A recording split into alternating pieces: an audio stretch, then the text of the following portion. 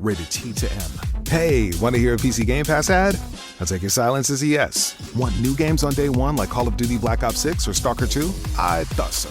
How about unlocking all the League of Legends champions when you link your Riot Games account? All for one low monthly price? Well, guess what? We got you. Learn more at xbox.com/PC Game Pass or click the banner. Stalker 2 available November 20th, 2024. Game catalog varies by region and over time. And that's the end of the script. Okay, so I've got friends who I invite, and so let me just explain how this friendship with my next guest works is I don't like to bother people. I really don't like to bother people. It's the introvert in me. It's like, look, I'm doing this conference again. You come every year. You don't have to come this year. You should spend time with your family. And then he's the same way. He's like, no, I should come. I should like rearrange my entire life to try to be there. I'm like, no. And so then we go back and forth. We make each other feel guilty, and inevitably he comes, thank goodness. And then he's got to take a road trip afterwards, having abandoned his wife and children to the Texas heat. When I say I have friends in politics, and they're friends. Like we chat, and we chat about non-political stuff. I've only got one friend in politics who routinely texts my wife and says, hit him. And that happens to be my next guest, who causes all sorts of abuse in my marriage because my wife relishes the opportunities to hit me when Congressman Chip Roy texts her and says to do so over various little things like my detesting of sweet tea, which he hates that I don't, sweet tea's gross, but nonetheless, that's not for the discussion today. So I want to introduce to you genuinely a good friend, a prayer warrior for my family, just an all-around good guy who really does live his convictions every day. You heard Congressman Hearn talk about him yesterday, his love for Texas and people and their love for him, even though they may not always agree with him because of his passion and his convictions. My friend Chip Roy, the congressman from Texas. Wow. Dude. Pop-Tarts. But they're the fruit ones. Wow. Had to be done. Shame me. Had to be done. On stage. You're the reason I even got into golf, and now I nearly get killed with golf with Gunner. So, hey, yeah. So man. He's a very good golfer, by the way. I was back in the day. You know, I played for 40 years. Played in college. I taught golf camp, taught kids. Played at an event a month ago. I'd never been hit. Guy shanked one that hit me right square in the chest, just like a month ago. Oh, geez. Yeah. Wow. Okay. So, among the many things that you and I could talk about, we have a shared frustration with Republicans taking power and Washington continuing to grow. Yeah. How often do you just feel like this isn't a winnable fight? So, well, first of all, good to be here. Thank you all for being here and supporting Eric. Eric, as he said, we've been good friends now for 2 decades. This is an important gathering. And that's, to me, that this is, one of, there are a number of really important questions right now that we face, but this is one of the most important.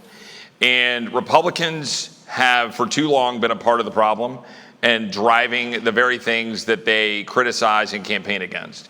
And I saw that when I was a lawyer on the Judiciary Committee, when I was Ted Cruz's chief of staff. I saw that now in my 5 years in Congress. And with all due respect to our Republican colleagues, people get mad at me when I say this 2 months out from an election. Like, let's be clear. Everybody go vote Republican. Let's get the most conservative candidate you can get elected. But I'm concerned about January 3rd when we get sworn in. I'm concerned about January 20th, 21st when we get down to doing business. And the fact of the matter is, too many Republicans give lip service to wanting to do what Jeb was just talking about, shrinking the size of government, and they won't do it. They just literally won't do it. I mean, do you know how hard it was? I mean, last year we got the caps put in place for the spending bill, which was like pulling teeth to get high caps put in place. And we already busted the caps. They busted the caps within 2 months of adopting the caps. There is literally no hunger across the entire conference to do what we say we do, which is constrain spending. And we're going to talk about tax policy. Jeb talked about tax policy. I bet most of your guests have been talking about tax policy. I'm a child of the 80s. I'm for, as I think Jeb was just describing, low broad tax rates. I want more money in your pockets. But let's be very clear. If you're not doing corresponding spending cuts, when you have tax reductions that aren't fully paying for themselves, they pay for themselves to a degree, What are you doing? You're increasing the debt. And guess what you're doing? When you spend money that we don't have and you're racking up more debt, you're increasing inflation and you're putting a tax on the American people. So it's a fake tax cut if it's not a high growth tax cut that's going to create wealth. Jeb alluded to capital gains changes and stuff like that. But we're just fundamentally not serious about wanting to decrease the size of government. The last point I'll make is go look at, and I've put some of this out there, go look at all of the votes on the appropriations bills amendments last year. Remember in the speaker fight, we were making a case in the Freedom Caucus, we want to have votes on amendments, because we hadn't for like a decade. So we started getting votes on amendments. Go look at the votes. Go look at how many Republicans voted against the spending cut amendments that we would offer on the floor on appropriations. Go look. Just dozens of Republican votes against all of the spending restraints we were trying to put in place. So, we're going to have to hit the gas when we get in there in January. We're going to have to actually fight to do it. But that was what the speaker's fight was about last year. And it did result in passing Limit, Save, Grow, which was the first time you had Republicans as a bloc vote for a debt ceiling increase in exchange for actual cuts. The problem was when the deal got cut last Memorial Day, which ultimately led to Kevin's undoing, that deal busted the caps, and that was the problem. So, I mean,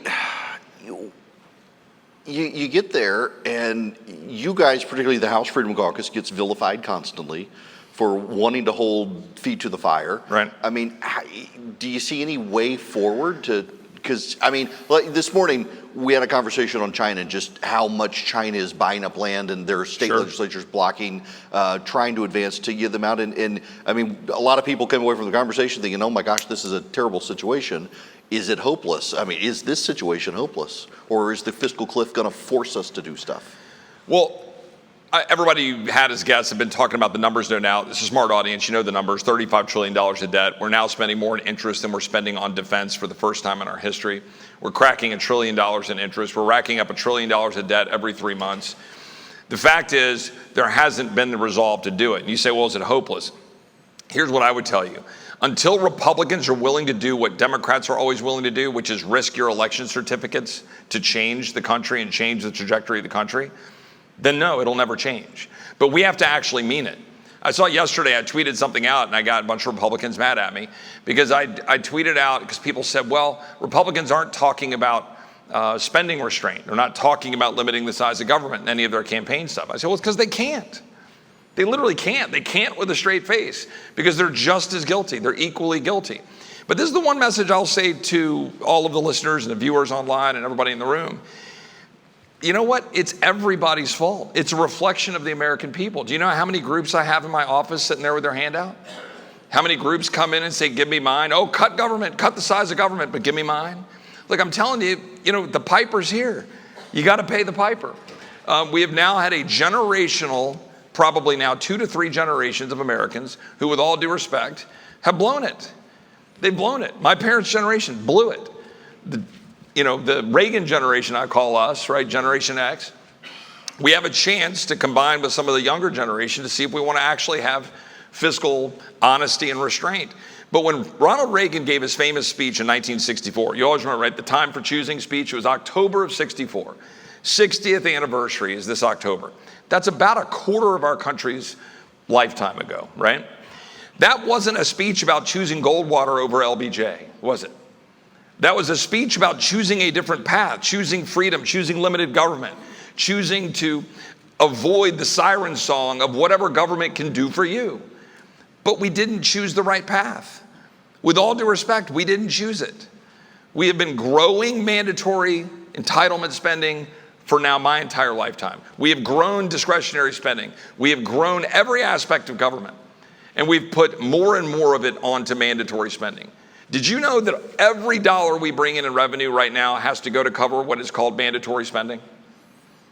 That means any of the additional government bureaucracy, all of the alphabet soup in DC, that's all debt. That's all borrowing. Because every dollar is already, has to go to pay mandatory spending. So until we're serious and say, look, Rand Paul's been talking about an across the board cut for forever. It would do wonders for our economy and for the state of affairs if we just did that. He called it the penny plan. Now it probably has to be the nickel plan if you want to actually just reduce it across the board. But guess what? Then you'll be saying, oh, you're going to cut Medicare, you're going to cut Social Security, you're going to cut defense, you're going to cut veterans, you're going to cut the farm bill. Well, 80% of the farm bill is food stamps, right? At some point, we just have to do our job. I would vote for any of those cuts tomorrow and run the ads against me. That's fine. Like, leadership is actually supposed to matter. I'm just saying, if you don't have fiscal restraint, then you have a tax on the American people, you're killing the dollar, you're undermining our national security, you're undermining our economy, you're empowering our enemies. Maybe we should do something about it as leaders. You mentioned our enemies. We've had a lot of conversation today about China and the frustrations that getting Washington to do anything takes forever, even as everybody seems to agree. The states seem to be faster. And Senator Scott was here just a little while ago talking about the absurdities of so many businesses hiding behind government regulations, for example, for getting our prescriptions for our military from China, yet there are no government regulations. It's just people say government regulations as a coverall. No, that's right. And I think, and I want to step on the regulations off of what I was just saying about spending, right? Because we want to figure out how we're going to get our economy in the right path, which has been in this kind of stalled state frankly, for a long time. And the best way to do that, and every economist that I've been talking to as we look ahead to next year, because everybody's talking about, well, what do we do about the tax cuts and the expiring? The real hindrance on economic growth in this country is the regulatory strangulation of the American people being able to go out and create wealth and opportunity. That's the main thing, and it's driven heavily by the climate agenda, right? And so, this is a variation of the question you're asking, the answer. But when I say we need to restrain spending, there are ways to do that without touching Medicare benefits or Social Security benefits. We can restrain spending and cut the bureaucracy, hold that spending in check, grow the economy by unleashing the regulatory morass. But in order to do that, right, we have to be honest. You had 18 Republicans who just last week signed a letter to Speaker Johnson saying we shouldn't repeal the entirety of the Inflation Reduction Act. Now, you all remember the Inflation Reduction Act was the Democrats' signature bill 2 years ago. And what does it do? It massively expands subsidies, 90% of which go to corporate billion-dollar entities. And those subsidies are empowering China, giving money to China, giving money to Chinese companies, giving China to great big green companies. And all of that is doing is trying to subsidize wind and solar and undermine reliable energy, that is clean burning natural gas, nuclear, et cetera. That's what's happening. But you've got 18 Republicans who are saying, oh, no, we can't touch that. And the likely Ways and Means chairman who the other day said, well, we need to defend the Inflation Reduction Act. Guys, if we have a $4 trillion tax bill, which is what we're talking about, we got to find a way to make sure that we have corresponding cuts. One of those ways is to cut the $800 billion of the Inflation Reduction Act. And if my Republican colleagues aren't willing to do that, well, I'm going to go to war with them. I'm sick of it, okay? I'm just going to be blunt. I have no problem, as we did in the speaker's fight, holding Republicans' feet to their fire.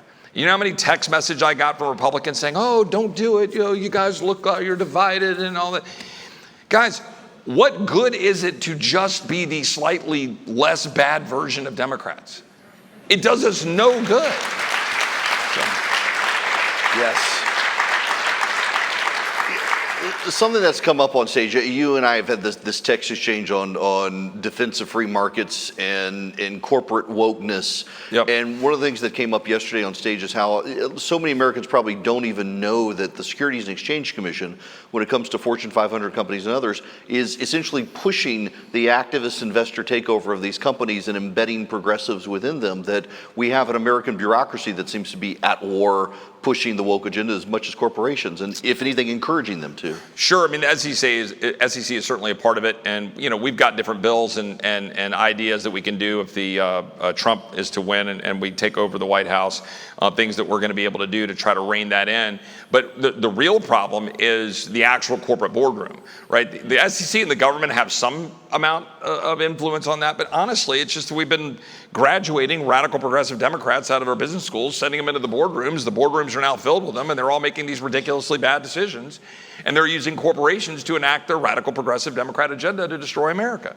And look, I'm not sure how to make it any more clear than that there is a war on your way of life right now.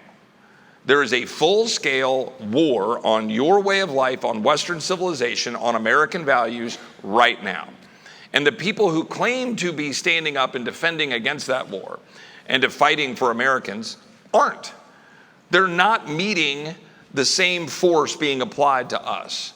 So the radical progressive Democrats are at war with your values in the corporate boardrooms, like Eric's just alluding to.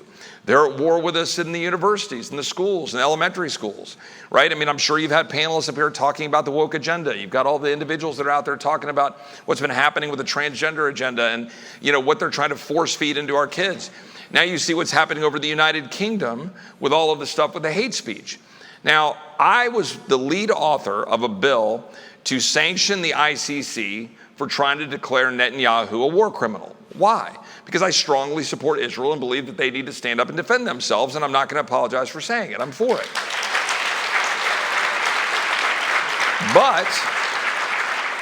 But I was also in a block of conservatives who voted against the big spending bill in the spring that had the big block of money for Ukraine and the big block of money for Taiwan and had $4 billion that would go to fund Hamas at the same time the money was going to Israel. So I opposed it. And I also opposed the bill that was labeled the anti-Semitism bill to try to root out anti-Semitism on college campuses. Now, I want to root out anti-Semitism on college campuses. I held a hearing on it as the chairman of the subcommittee on the Constitution, but I opposed the bill for precisely what's happening in the UK right now, because they're going to come after you, okay? The UK is just slightly ahead of us, but it is going to happen to you. If you dare criticize Islam, if you dare run afoul of the woke operatives in corporate America or in government or in schools, they're not just going to shame you. They're not just going to cancel you. They're going to arrest you. That's coming. You don't think it's coming as well. We're in America. I saw these memes this last week making fun of the UK saying, man, 1776, glad we spun off and, got our independence so we're no longer under the crown. Aren't we great? And don't fool yourselves. That same movement is alive and well right here in the United States. And if we don't understand that and fight it and take it on, then it's going to come right at you. But yet Republicans, how many Republicans I sat on the floor of the House? I said, guys, this speech, hate speech kind of legislation is going to be used against us. And they'd be like, yeah, I know, but I can't vote against an anti-Semitism bill. But that's literally what we do all the time. It's like you package a bill, you put a name on it, and people say, I can't vote against that. I mean, look, when you vote against virtually every bill, you give them just every opportunity to run ads against you and just make it to where they have message discipline problems because you're a no on every single one of these bills. So they can't really attack you. But the point is, stop giving in to that and stand up to fight what we need to fight in order to preserve the country. Well said.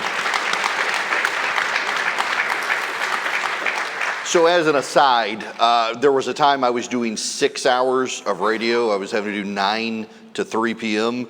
And Chip reached out to my producer and said, you can put me on. I know how to talk and give Eric a rest. And I feel like we're doing this here, which has been great. After 2 days of talking, I can toss to you and you can talk. So let me toss something else to you. Yep.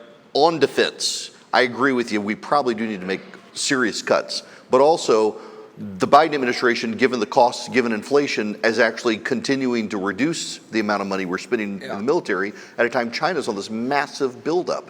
How do we balance national security from the debt perspective, and also national security from an actual armament perspective? Number one, make the federal government focus on what it's supposed to focus on under the Constitution of the United States, which is securing the United States of America, both in terms of our military and our border. Frankly, don't do anything else. I liked America best when we had a secretary. Yeah, that's right.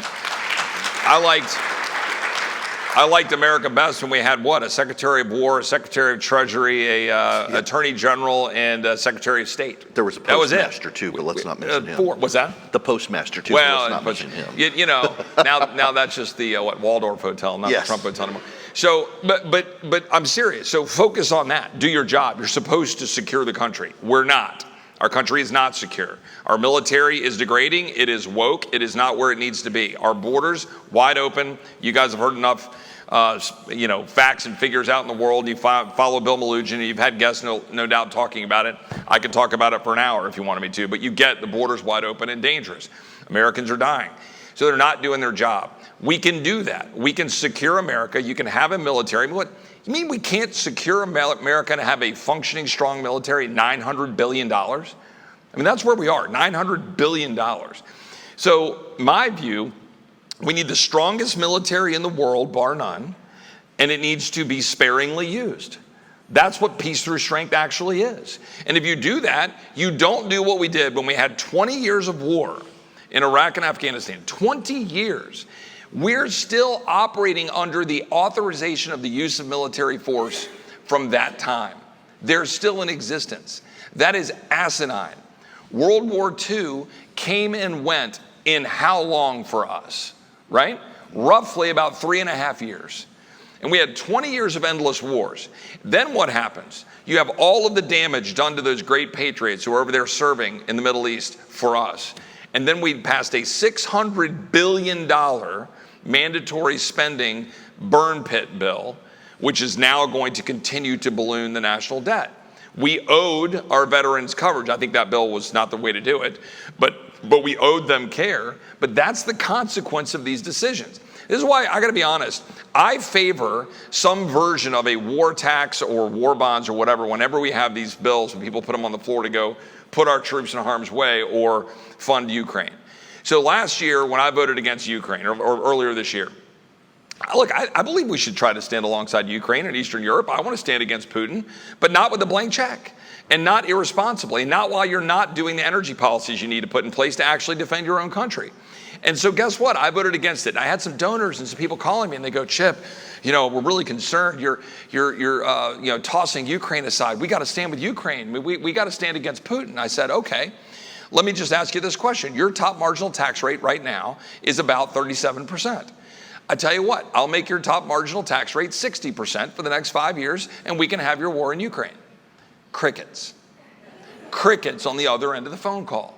My point is this: put your friggin' money where your mouth is. I'm sick and tired of politicians and frankly activists and pundits going on and talking about what we need to or not do in Ukraine. I'm not saying I'm going to go spend another $175 billion to fund Zelensky's war, however righteous you think it is or not. And I guarantee you there's a division in this room. That's fine. But if you have to pay for it, do you think we would have passed it? Do you think last year we would have passed that bill if I said, sorry, seniors, you just lost Social Security this year so we can go fund Ukraine? And you say, but Chip, that's foolish. You got to stick your head in the sand. You're going to endanger America. No, we have to force tough decisions. Because if you don't force the tough decisions, then you're going to make bad decisions. And that's what I think we need to do. So I think we need to change that and flip the script on it.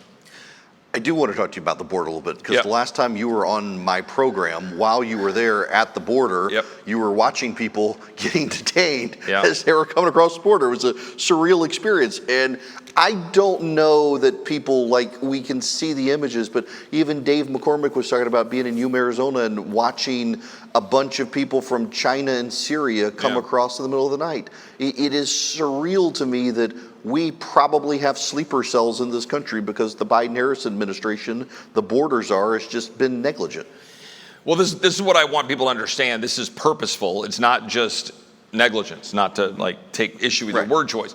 It's purposeful to remake America. That's what it's about. How many people here know that there are 51.5 million people in this country who are foreign born? And that is the highest percentage in the history of our country.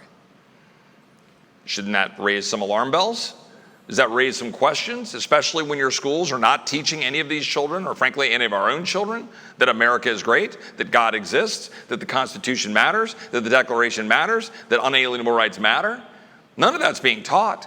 Yet we're importing millions legally. People always say, I love people come up on the stage. I'm against illegal immigration, but I want more legal immigration. Go look at the numbers. We have still very high legal immigration, both in terms of how you compare with the rest of the world and our history. The fact is, this is purposeful, and the dumping of people into our country is illegal. So we'll talk about Georgia. Everybody knows the story about Laken Riley. She was killed literally by somebody who was released into the United States under parole, which is a policy that was supposed to be used very sparingly in unique situations on a case-by-case basis, and they have been doing parole categorically for hundreds of thousands at a time, millions of Americans, releasing them into the United States. And as a result, there are dozens, if not hundreds of examples of the Laken Riley situation. There's Elizabeth Medina in Texas. There's Rachel Morin in Maryland. There's dozens of examples of dead Americans because of this policy. The fact is, it's purposeful to remake the country. We could end it pretty quickly. You could end it with executive action, with the Remain in Mexico policies, and with something akin to the Title 42 stuff that was used during the pandemic. But mainly, you just have to say no, and you just have to turn people around. And that the executive branch can largely do, but we also need to pass the components of H.R. 2, which we got passed last year. Now, this is really important, because everybody said, well, what happened out of the speaker's fight last year?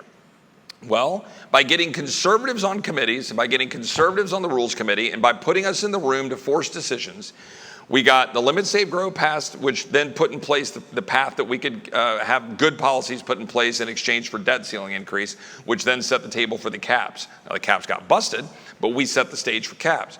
We passed H.R. 2, the strongest border security bill that we've ever passed in the history of our country. We were passing appropriations bill. We passed 7 out of the 12 appropriations bills. We were getting votes on amendments finally because we were demanding that. Now we've got Republicans who are complaining because they didn't like to have to vote on all of those amendments that we were putting forward to say, well, why don't you cut this? Why don't you do this policy? Let me give you an example. Last September, we had a provision to defund UNRWA. You guys know what that is, right? The United Nations Refugee Program, which has been used to fund Hamas for decades, certainly years. I introduced a bill 3 years ago to get rid of it. We offered an amendment last September, 2 weeks, maybe 3 weeks before October 7th happened. 8 Republicans voted against the amendment to strip the funding from UNRWA, which we knew was being used to fund Hamas. 8 Republicans voted against that and killed that amendment from passing in the appropriations bill. I could give you dozens of those examples.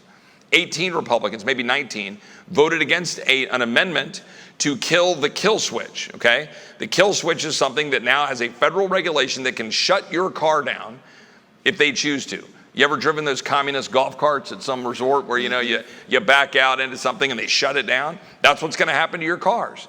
Because they also have the tailpipe rule put in place, which mandates 2/3 of the fleet be EV by 2032. Do you guys have any idea what that does? I've talked to Toyota right there in Texas. They're gonna have to start their assembly line for that next year. If we don't win this election, you're gonna be driving cars that can't get where they need to go. They're gonna be massively more expensive. They're gonna be driving up inflation that the government can shut down at the flip of a switch, none of which is gonna reduce CO2 production in any meaningful way. While China has 1,100 coal-fired plants, we have 250, and we act like any of this is gonna dent it. When if you eliminated the internal combustion engine, you would maybe reduce CO2 by 1.5%.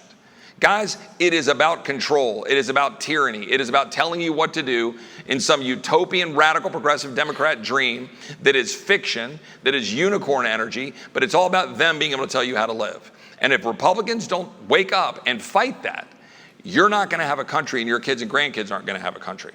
That's what this election is about. It's not about all the noise. It's not about all the stuff you're seeing in the ads. It's about whether or not you believe in Western civilization and whether or not we're gonna save it. That's what's on the ballot this fall.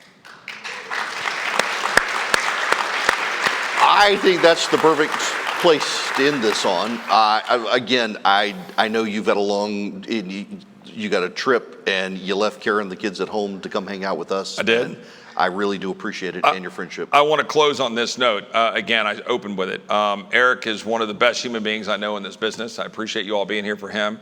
Now, Christy is the one I really, trust in the family, right? And that's who I like to call.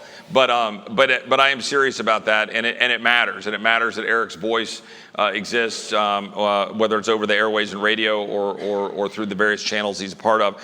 And I mean it. And I do want to close because I'm ranting about a lot of the things that are at stake.